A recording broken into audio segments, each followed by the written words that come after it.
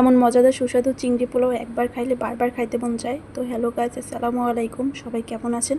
আজকে আমি রান্না করব চিংড়ি পোলাও। চিংড়ি পোলাও রান্না করার জন্য ফ্রিজ থেকে কিছু চিংড়ি মাছ নামাইছি আর পোলাও চাউল রাখছি নামাইয়া। তো প্রথমে চিংড়ি মাছগুলো ধুয়ে তারপর কেটে নেব। চিংড়ির লেজ, খোসা, তারপরে মাথার মধ্যে যে ময়লা আছে এগুলো ফেলে ভালো করে সবগুলো কুটে নেব।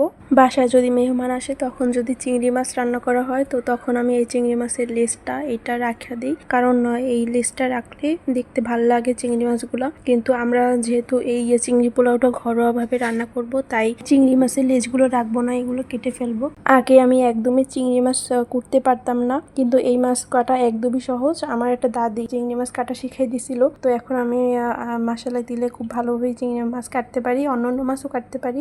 একে একে আমার সব চিংড়ি মাছগুলো কাটা প্রায় হয়ে গেছে। তো চিংড়ি মাছের মধ্যে সামান্য লবণ আর সামান্য হলুদ দিয়ে মাখাইয়া এগুলো ভাজা নেবো। চিংড়ি মাছটা ভাজা নিলে চিংড়ি মাছটা শক্ত হয় আর খাইতেও ভাল লাগে। তো অন্যদিকে আমার শাশুড়ি আবার পেঁয়াজ, আদা, রসুন, দারচিনি এগুলো ভাজা হালকা একটা বাদামি কালার হইলে এর মধ্যে পোলাও চালটা দিয়ে দেবে। নাড়াচাড়া করার পর এর মধ্যে পানি আর আস্তা কাঁচামরিচ দিয়ে দেবে। পরবর্তীতে এটাই ঢেকে দেবে যাতে পোলাও চালগুলো সেদ্ধ হয়। আর চুলার তাপ একদমই কমাই দিতে হবে। যখন পানিটা টাইনে নেবে তখন এর মধ্যে ভাজা রাখা চিংড়ি মাছগুলো আর তেল এগুলো দিয়ে কিছুক্ষণ নাড়াচাড়া দিয়ে আবার ঢেকে দিতে।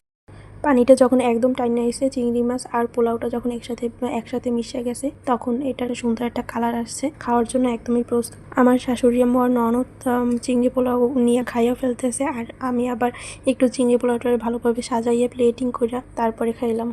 আসলেই এই চিংড়ি পোলাওটা অনেক মজা হয়েছে।